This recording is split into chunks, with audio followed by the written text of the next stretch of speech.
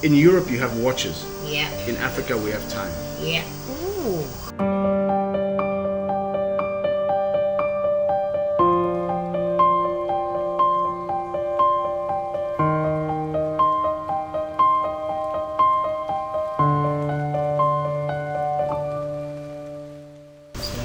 Hey guys, it's your girl Miss Drew, your hostess with the mostest, and yes, I am back again with another video and yes, another review. Now you guys know how much I love finding unique, secluded, not your average places, resorts, hotels and locations in Ghana, and of course I'm back again. So today I am in a very different type of location, as you can probably see.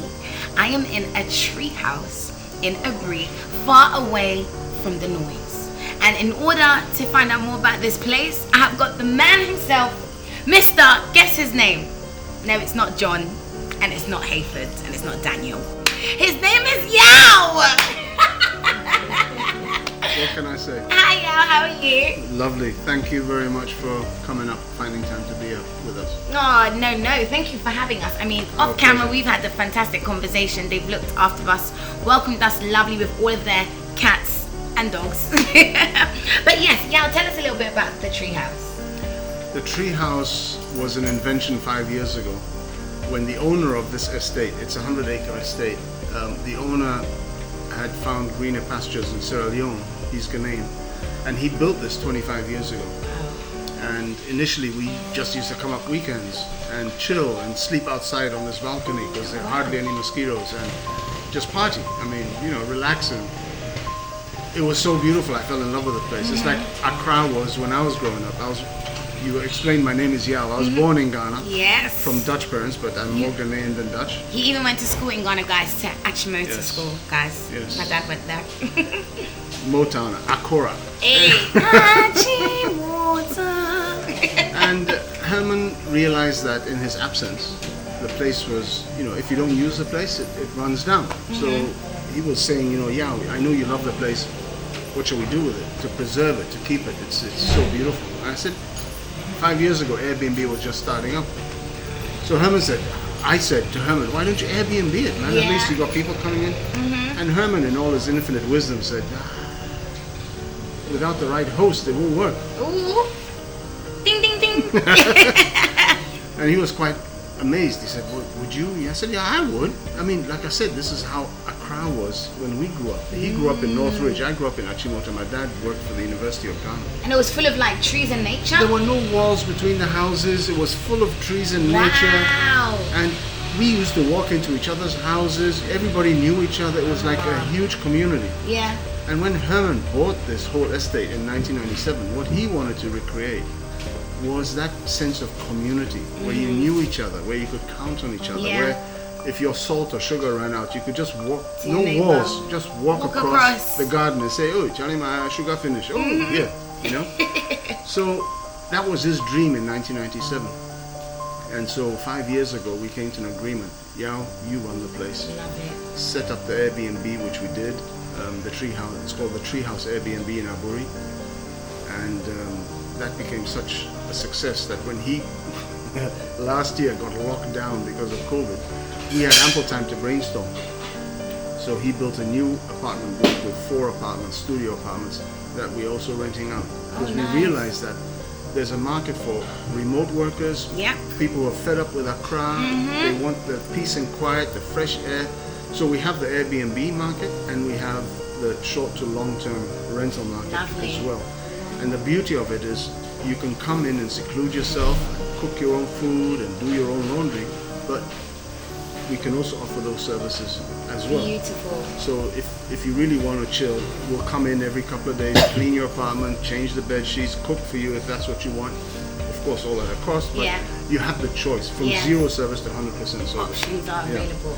So that is basically the secret of the Airbnb. It's only 45 minutes away from Accra, but it's a totally different world. Honestly, I'm sure you guys have also like seen from the video, there is so much trees that the air, like Yao said, is completely different. What would you say is your most favorite thing about being in the treehouse? It's very simple. When you spend one night here and there's no AC, I mean the rooms have AC, But seriously, if you switch them on, you're missing the point. But you can if you want to. Waking up with all your windows open in the middle of the night and realizing I'm cold and I need a blanket in the tropics. In Ghana. And the fresh air. And the thing is, it energizes you. So you wake up with an energy that I never had in Accra. Spending the whole night in air conditioning, you wake up with a duffy feeling, cobwebs in your mind, let alone if you've been drinking. Hey, I feel you. Yes. I feel you. And actually, people who buy in this estate have to sign a contract. Really? That they don't indiscriminately cut trees. Hey. We are preserving them. Yes. We have to. That's amazing. Now, earlier off camera, you mentioned some of your neighbors because this is like an affluent area. Do you want to name drop some of you? Well, without their permission, I shan't. But what I will tell you is that our neighbors are of a certain caliber in Ghanaian society. It's almost like you have to qualify to be allowed in here. It sounds very separatist and all that, but the point is, the rules of the homeowners association in this estate are very clear. No events, no noise making, no inconsiderate behavior, no indiscriminate cutting of trees, no commercial activities like hotels or restaurants or churches or schools. That's all not allowed. The reason being, Herman set it up in 1997 as a refuge, a place where you can run away from all the hustle and bustle of Accra. So why should we even copy one aspect of that and put it in here? The point is, you have to be able to enjoy the whole weekend.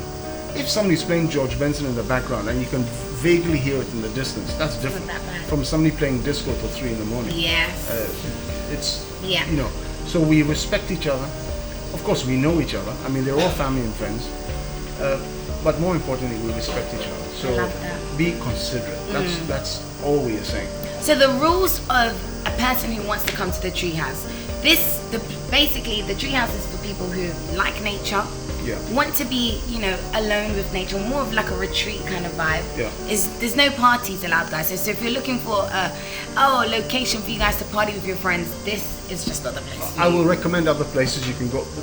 Don't get me wrong, you can have parties, but it's like this. We're sitting here talking. That's also a party with some background music and having a drink and a group of 10, 12, 20 people. That's not the problem.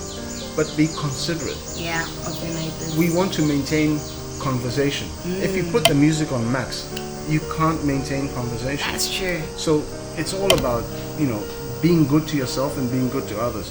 So the kind of groups that we've had and entertained over the years, for example, a yoga retreat. Nice. A writer's retreat. Ooh. Novelists and writers and research scientists who come and sit and seek inspiration, seek the serenity. It's just a healthy environment. I love it. Why spoil it? Yeah. If you want the noise, that's fine. Stay in Osu. It's not a problem. But don't come here and bring it with you. Is what I'm saying. I love that. I love it. Yeah, you've been amazing. I mean, I would ask you what is the reason as to why people would come, but you've basically just said it all. You've just said it all. Is there anything else that you think we should know before we go on our tour? Well, I basically said it all. It's what we are trying to recreate here is a sense of what we feel, we the owners and the managers, is what we would like to see the whole world do. Just be considerate. Yes. Let's get rid of the selfishness. And here, the first thing, when we decide we want to do something, the first thing we ask is, what will the neighbors think? And then we brainstorm about that. If we are in doubt, we call the neighbors and say, hey, listen, we want to do a barbecue, or we want to do Airbnb, or we want to cut the grass, or this tree is a danger, what do you say? And then they come and they contribute and they say, listen, you don't have to cut the tree down. If you cut this branch, you'll save the electricity lines, whatever. So it's all about being a little less selfish and just be considerate. We love that. I think if we all did that, the world would be a lot better. Place. Indeed, it will. Guys, this is Yao. He's such a wise and funny man, and so are his friends. Thank you. Okay, so Yao, I mean, of course, it is very. You probably get the question all the time. How are you like Yao when you're actually white? Tell us a little bit about your story and what living in Ghana has been like for you. I mean, living in Ghana, Ghana's home. Have you been here your whole life? 0 to 14 in Ghana. Wow. First 2 years of Achimota Secondary School, And then that was 1976. Yes, that's how old I am. Ghana was there was shortage of goods and food. Ghana was struggling in the late 70s. So my mom had already moved to Holland. My parents are Dutch. My dad was a senior lecturer at the University of Ghana. He's a professor in geology. And my parents decided, you know what, it would be better to send him to boarding school in Holland. So I continued my O and A levels in Holland, and then did my military service, which was mandatory in those days. Finished my university, mechanical engineering and business management, worked for a couple of years, and then did everything I could to find a job back in Ghana. So you really wanted to come back? I always did. That's not true. When I was a teenager, you wanted to leave Holland, the snow and the toy shop, where you could find everything from Corgi toys and Matchbox toys and all the things that you couldn't get in Ghana. But I think that was a temporary, illusion of materialistic, as a teenager. But once I started developing in age and maturing, I realized quality of life in the final analysis in Ghana is much higher. And I also don't like the cold very much. Not quality of life, but I don't like the cold. Some people love the cold. That's fine. I don't like the cold. So as soon as I could get a reasonably paid job, I came back to Ghana. So in '96, I moved back permanently. Oh wow, interesting. So people are trying to leave, like Holland and all of those places, London, America. Why would you say is a good reason for them to come back to Ghana? I will never say it's a good reason for everybody to come back to Ghana. Okay, it's true. You have to manage expectations. There are people who are used to, for example, the bureaucracy working schedule. If you pay this is what happens in 1 week, you're going to get that done. In Ghana, I always say, in Europe you have watches. Yeah. In Africa we have time. Yeah. Ooh. If you can't appreciate, the other thing is when you're in Rome, do as the Romans, right? So I always tell foreigners who come to Ghana or Africa, but especially Ghana, and end up being frustrated, I say, you have to manage your expectations. You are letting the Ghanaian system disappoint you, but that is because you are ill prepared for the Ghanaian system. So if you can't be flexible and adjust and play by the rules of the game here, then don't come and get disappointed and frustrated and spoil it for other people. Yeah. But people who have the long-term vision and know, it's like investing in a house. If you invest in a house, you lose $100 or $200 or $500,000, but you're not going to make your money back today. No. You're going to make it back over years. Yeah. If you come to Ghana and you invest in whatever it may be, don't expect a return on investment immediately. You have to satisfy the needs of the Ghanaian market and the Ghanaian individual before you can start making your money back. So expand your capital needs, expand your cash flow needs, and then you'll be fine. But why would a Ghanaian who has been here all his life, who's been here for thousands of years, that it's in the DNA, be forced to accept your way of living and thinking when they haven't been exposed to it? That's it. Yeah. So yes, there are things that we could do better. That's irrefutable, but you can't force it down somebody's throat. You have to say, okay, I've seen your process. It's not as efficient as it. How do we work on this together to improve that process? You can't say this is wrong, I'm going to do it like this. Why? Makes sense. If we have time and you have a watch, why should we rush things? Eesh. What did I say? Yeah, the very wise man. The very wise man. I mean, you've lived a very interesting life, for real. And now you're basically living the dream. Would you say you're living the dream being back in Ghana? I'm living the dream for me. For you, which is good. And it that's doesn't what mean matters. it's everybody's dream. What makes you happy? But what my other motto is, even if you win the rat race, you're still just a rat. Nice. What advice would you give to young people like myself or in abroad that are planning on moving to Ghana? As I said, you have to manage your expectations coming here. Don't believe all the hype about going there. The streets are not covered in gold. The Ghanaians I met when I was in Holland, in Germany, in Switzerland, in England, in Canada, and America, those are countries I lived and worked in. And I met Ghanaians and I talked to them. And some of them were university degree professionals.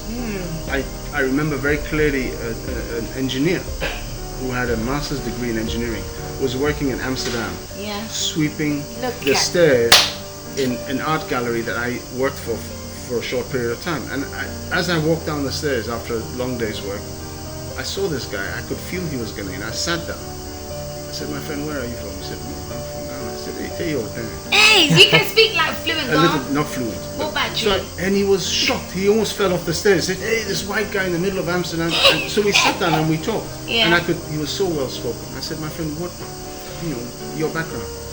Or university degree, KNUST, Kumasi, engineering. Wow. I said, what are you doing, Sweden? He said, we were told the streets are paved in gold.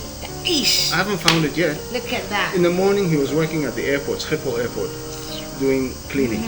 In the afternoon, he was doing deliveries for Look at some. that. And in the evening, he had 3 jobs. 3 guys, it's not one job doesn't keep you going in So abroad, please. a lot of people think, because some uncle or aunt or cousin or nephew has been sending 100 euros, 100 euros, 100 euros, he's swimming in it. They don't know how to pay rent. The guys are hustling. And I always say, I'd rather be broke in Ghana than broke in Europe. I say the same thing. Because you need 4 sets of clothes in Europe. Here you just need 1 t-shirt and shorts. It's Look at me. finished. That's all you need, because the weather is always the same. Yeah. There, if it's raining, you need different clothes. If the sun is out, you need different clothes. If the winter comes, you need different clothes. Just clothes budget is 4 times It's what a you're lot. paying here. It's a lot. It's a lot. Why go there? What would you use as one word to define Ghana? Free. Free. Yeah, that's a good one. Ghana is free. We don't judge people. What we don't like is disrespect. Yeah. But that is a global thing. It's not a Ghana personal thing. I mean, why should anybody appreciate you if you're being disrespectful? But if you're respectful, nobody will hustle you here. It's true. It's just, Charlie, live and let live. You do your thing, me too, make I do my thing.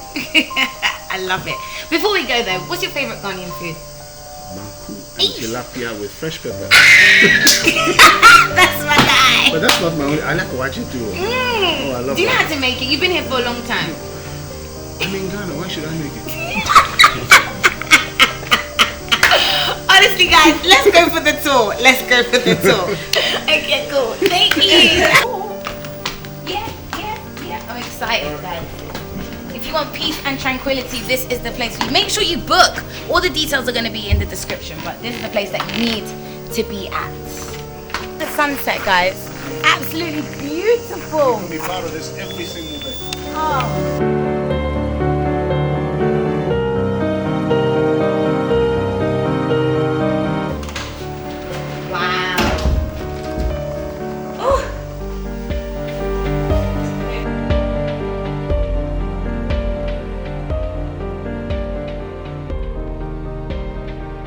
Oh my goodness, guys, look at the view.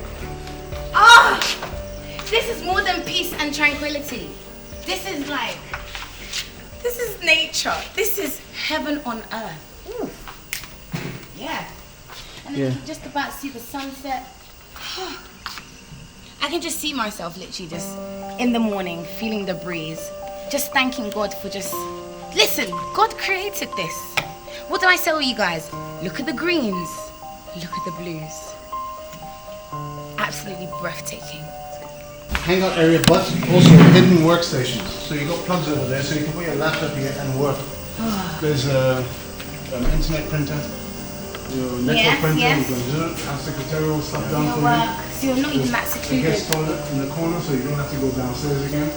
And there's a kitchen here. We can cook for you, or You just come and cook yourself. That's it. So it's basically apartments with like shared kitchens. Yes. A shared kitchen. Yes. There is a microwave in each room if you just want to warm something up. But we don't want to have fried fish in the rooms and all that. So then you come This here. is where you eat all of your okras and your smelly foods. Yes. And we have cooks who can help if you want to just relax. Yes. Or some people have to do it themselves. Please help yourself. Help yourself. We got all the things you need. Cups. Look at that, fully furnished, guys. With a Fully. microwave, a toaster, a sandwich maker, water dispenser. I love it. Yeah. Absolutely love it here. You just see the light. Guys, now if it wasn't so foggy because we were so up, if you could look back down there, you'd be able to see Accra and Tema. TM for life. Y'all know how I feel about Tema. Wow! You are seriously living the dream. Oh my gosh, I'm jealous, guys. I could be here all day. I'm definitely booking a stay night. Now Yao is like my best friend, so I'm automatically gonna be here. Sorry. Honestly, guys, like, just imagine waking up to this. No, you've got to wake up in the morning. Yeah? Spend the night here, wake up in the morning, and this place is covered in clouds. Clouds? As in they're like this high? Clouds, you won't even see that mountain anymore. It'll be cloudy. The clouds will be going through your bedroom. I mean, it's like, you know the saying, waking up in the clouds? Yes. That's us. Oh my goodness. It's magical. Magical? Yeah. I need to be here. Yep, you do. I'm coming anyway, guys. I'm coming. You'll see another video where I experience, where I show you guys, Miss Drew ran away to the treehouse. Love it. If you look on our Airbnb thing, it actually says waking up in the clouds. No way. Yeah. Oh, it's actually just so refreshing and peaceful. I love it.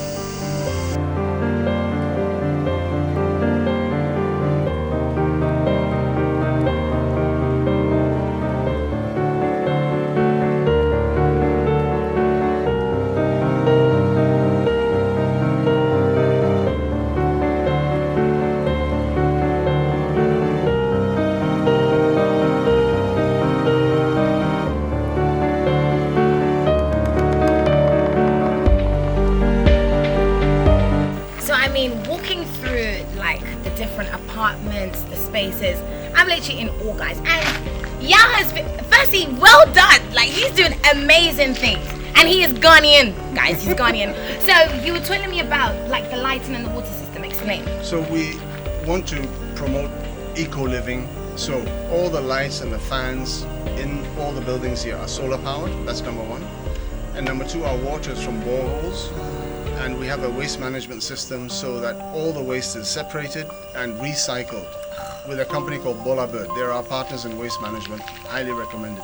But yes, we're trying to be as off-grid as possible. Now, there are certain luxuries that we don't want to give up on. For example, if you do want an air conditioner, it's there, and that will use ECG.